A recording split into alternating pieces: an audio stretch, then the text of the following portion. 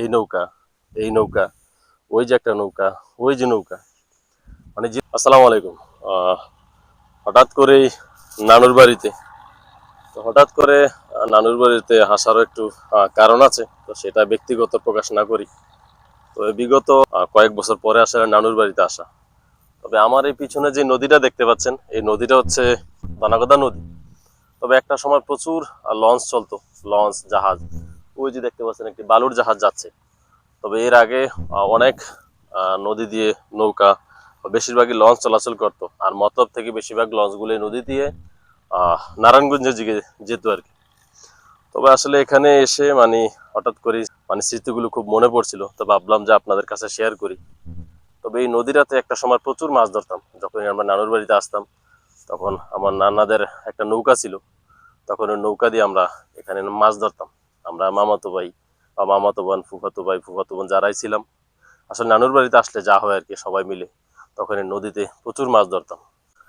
আর এই যে এখানে একটি ইজল গাছ দেখা যাচ্ছে, এই ইজল গাছটা আমরা নৌকা বেঁধে, বর্ষাকালে নৌকা বেঁধে এখানে আমরা, আমার মামাতো ভাই যারা আছে, আসলে এরকম বর্ষাকালে নৌকা বেঁধে এখানে বসে থাকতাম, বা বাড়ি থেকে নারিকেল এনে এই গাছের সাথে নৌকা বেঁধে আমরা বসে খেতাম।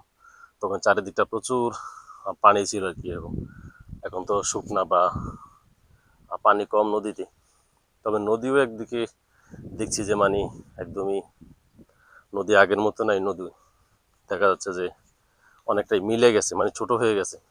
আর এরকম সময় তো এই নানুর বাড়িতে আসলে দেখা যাচ্ছে যে এই নদীর পাড় ধরে গেছে যে ঠেলা জাল বলে, সেই ঠেলা জাল দিয়ে প্রচুর মাছ ধরতাম।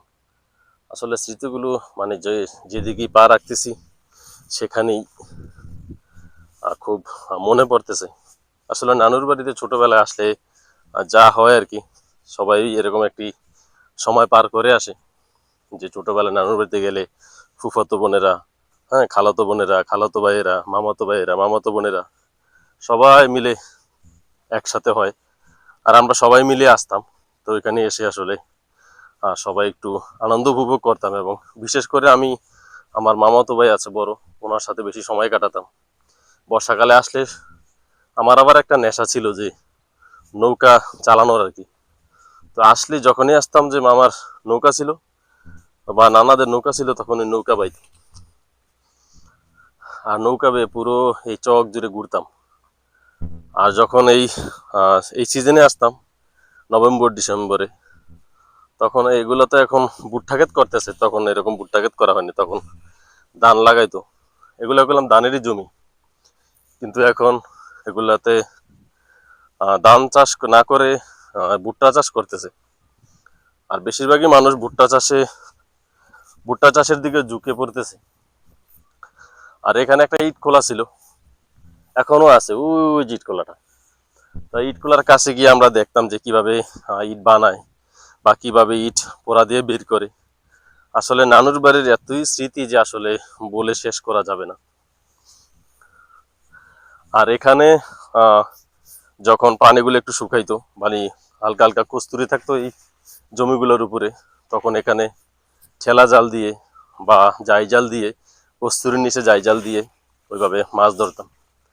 এই উঁচু জমিগুলোতে যখন পানি থাকতো আর কি, মানে বর্ষার পানি থাকে না, একটু একটু কমতে, একটু একটু করে কমতে কমতে যখন আহ অল্প অল্প পায়ের পাতা সমান পানি থাকে, তখন এখানে মাছ ধরতাম। আসলে আমি এসে বারবারই আহ মানে আজকে এসে বারবারই মানে যেদিকেই পা রাখতেছি, যেদিকে যাচ্ছি, একদমই মানে, মানে সবকিছু আমি স্মৃতির কাছে হারিয়ে যাচ্ছি, বা স্মৃতি খুঁজতেছি যে এই জায়গায় এটা করেছি, এই জায়গায় এটা করেছি। তবে এখন বিভিন্ন ফসল ফলাদি করা হয়, এই যে দেখুন এগুলা বাদাম গাছ, আমরা যে বাদাম খাই না, এই যে এই বাদাম ক্ষেত করা হয়েছে। তো দেখুন বিশেষ করে পুরো চক জুড়ে বেশিরভাগই ভুট্টা ক্ষেত করা হয়েছে, আর যেদিকে তাকাই শুধু ভুট্টা, ভুট্টা গাছ আর ভুট্টা গাছ, এই যে দেখুন। তবে এখন এই ভুট্টা ক্ষেতের মাঝখান দিয়ে হেঁটে যাচ্ছি, তবে ভুট্টা এখনো ধরে নাই, বা ভুট্টার এখনো যেই ছোট সেগুলো আসে নাই, এখন গাছ এরকম বড় হয়নি। আর এই একটা খাল, মানে এই যে আমি নাম খালটা এক সময় আমি মাছ ধরতে এসে দেখেছি এই যে এই খালটায়, এই খালটা দিয়ে ওই যে লাস্টের যে মাথাটায় দেখতেছি যে প্রচুর পুঁটি মাছ নামতেছিল। তখন আমি আমার মামাতো ভাই ছিল, তখন মামাকে ডেকে এনে আমরা এই খালটাতে প্রচুর মাছ ধরছিলাম জাই জাল দিয়ে, যে পানি নামতেছে ওইখানে রেখে জাই জাল দিয়ে তারপর প্রচুর মাছ ধরছিলাম যাই। আর আমাদের বাড়ি যেহেতু বেড়িবাঁধের, আর আমাদের নানুর বাড়িটা হচ্ছে বেড়িবাঁধের বাহিরে, তো তাদের এখানে সচরাচরই মানে জোয়ার বাটার পানি আসা যাওয়া করে। আর এরকম সাঁকো দেখতে পাবে, যেখানে ছোট ছোট খাল পার হতে হলে এরকম সাঁকো দিয়ে তারপর খাল পার হতে হয়। আসলে আমার তো খুব ভয় লাগতেছে, যদিও সাঁকোতে সচরাচর ওঠা হয় না।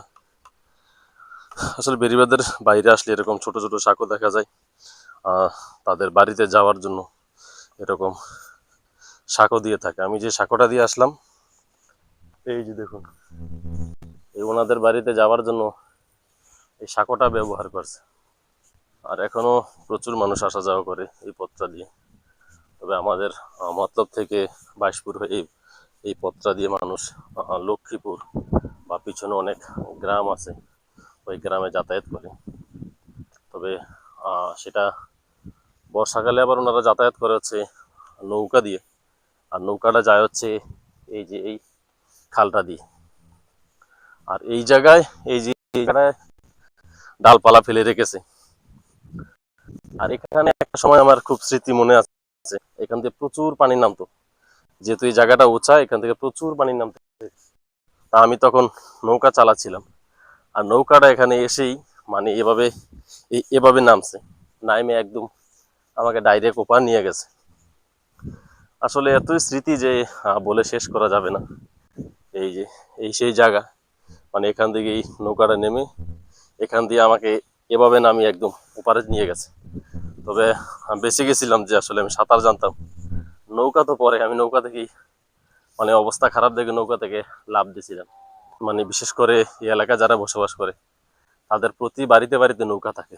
এই নৌকা, এই নৌকা, ওই যে একটা নৌকা, ওই যে নৌকা, মানে যেদিকেই তাকাবেন সবারই একটা করে নৌকা আছে।